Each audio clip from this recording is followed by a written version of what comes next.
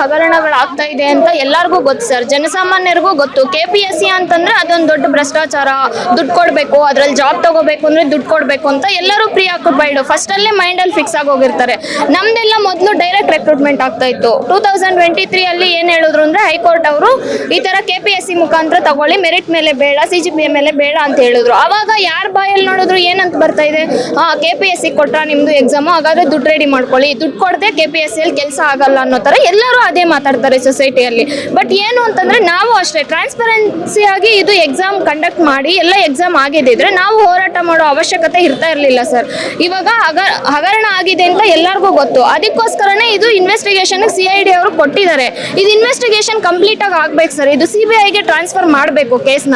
ಯಾಕೆ ಅಂತಂದ್ರೆ ಇವಾಗ ನಾವೆಲ್ಲ ಬಾರ್ಡರ್ ಅಲ್ಲಿ ಇರೋರು, ಇವಾಗ ನಾವೆಲ್ಲ ಎಲಿಜಿಬಿಲಿಟಿ ಲಿಸ್ಟ್ ಅಲ್ಲಿ ಬಂದಿದೀವಿ, ಎಲಿಜಿಬಿಲಿಟಿ ಲಿಸ್ಟ್ ಅಲ್ಲಿ ಬಂದು ಪ್ರಾವಿಷನಲ್ ಲಿಸ್ಟ್ ಅಲ್ಲಿ ಬಂದಿಲ್ಲ. ಯಾಕೆ ಅಂತಂದ್ರೆ ನಮ್ದು ಕಟ್ ಆಫ್ ರೇಂಜ್ ಅಲ್ಲಿ ಇವಾಗ ಒಂದು 5 ಮಾರ್ಕ್ಸ್ ನಮ್ದು ಡಿಫ್ರೆನ್ಸ್ ಇದೆ. ಅದಕ್ಕೋಸ್ಕರ ಇವಾಗ ಕರಪ್ಷನ್ ಆಗಿಲ್ಲ ಅಂದಿದ್ರೆ ನಾವು ಫೈನಲ್ ಲಿಸ್ಟ್ ಅಲ್ಲಿ ಬರ್ತಾ ಇದ್ವಲ್ಲ ಸರ್. ಇವಾಗ ಅದಕ್ಕೋಸ್ಕರನೇ ಈ ಹೋರಾಟ ನಮ್ದೆಲ್ಲ. ಏನು ಅಂತಂದ್ರೆ ಇವಾಗ ಕರಪ್ಷನ್ ಆಗ್ದಿರ ನಮ್ಗೆ ಟ್ರಾನ್ಸ್ಪರೆನ್ಸಿಯಾಗಿ ಎಕ್ಸಾಮ್ ಮಾಡಬೇಕು. ಇವಾಗ ನಾವು ಹೋರಾಡೋದು ಬಿಟ್ರೆ ನೆಕ್ಸ್ಟ್ ಇದೇ ತರ ಕಂಟಿನ್ಯೂ ಆಗಲ್ಲ ಅಂತ ಏನ್ ಸರ್ ಗ್ಯಾರಂಟಿ? ಸರ್, ಇವತ್ತು ಪ್ರತಿಭಟನೆ ಹಮ್ಮಿಕೊಂಡಿದ್ದೀರಾ, ಏನು ಪಶುವೈದ್ಯಾಧಿಕಾರಿಗಳು ಏನು KPSC ಕರ್ಮಕಾಂಡಕ್ಕೆ ಕೊನೆನೇ ಇಲ್ವಾ? ನೋಡಿ ಸರ್, ಈಗ ಪಶುವೈದ್ಯಾಧಿಕಾರಿಯಲ್ಲಿ ಒಂದು ಮೂಕ ಜೀವಿಗೆ ಚಿಕಿತ್ಸೆ ಕೊಡೋ ಅಂಥದ್ರಲ್ಲಿ ಇವರು 80 ಲಕ್ಷ ಫೋನ್ ಮಾಡಿ ಕೇಳ್ತಾರೆ, ಡಿಮ್ಯಾಂಡ್ ಮಾಡ್ತಾರೆ ಅಂತಂದ್ರೆ ಸ್ಟೂಡೆಂಟ್ಸ್ಗೆ. ಬೇರೆ ಎಲ್ಲ ನೋಟಿಫಿಕೇಶನ್ಸ್ ಅಲ್ಲಿ ಎಷ್ಟು ಕೋಟಿ ಡಿಮ್ಯಾಂಡ್ ಮಾಡ್ತಾ ಇಲ್ಲ ಅಂತೇಳಿ.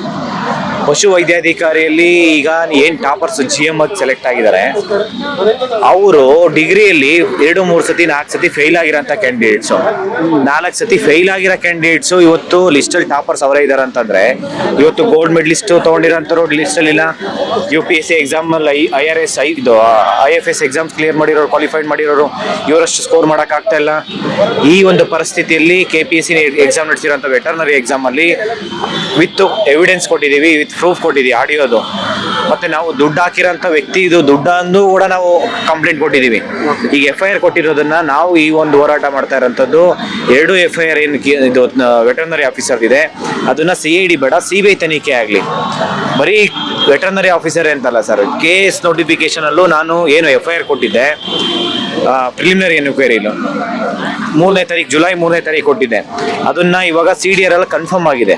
ಮೆಂಬರ್ ಶಾಂತಾ ಹೊಸ್ಮನಿ ಅಂತ ಹೇಳಿ ಮೆಂಬರ್, ಸೇಮ್ ಪ್ಯಾನಲ್ಲು, ಮತ್ತೆ ಕ್ಯಾಂಡಿಡೇಟು ಮಮಿತಾ ಅಂತ ಹೇಳಿ ಅದೇ ಪ್ಯಾನಲ್ ಹೋಗಿ ಇಂಟರ್ವ್ಯೂ ಅಟೆಂಡ್ ಮಾಡಿದ್ದಾರೆ. ಅಂಥವ್ರದ್ದು ಫೋನಲ್ಲಿ ಕನ್ಫರ್ಮ್ ಆಗಿದೆ CDR ಅಲ್ಲಿ.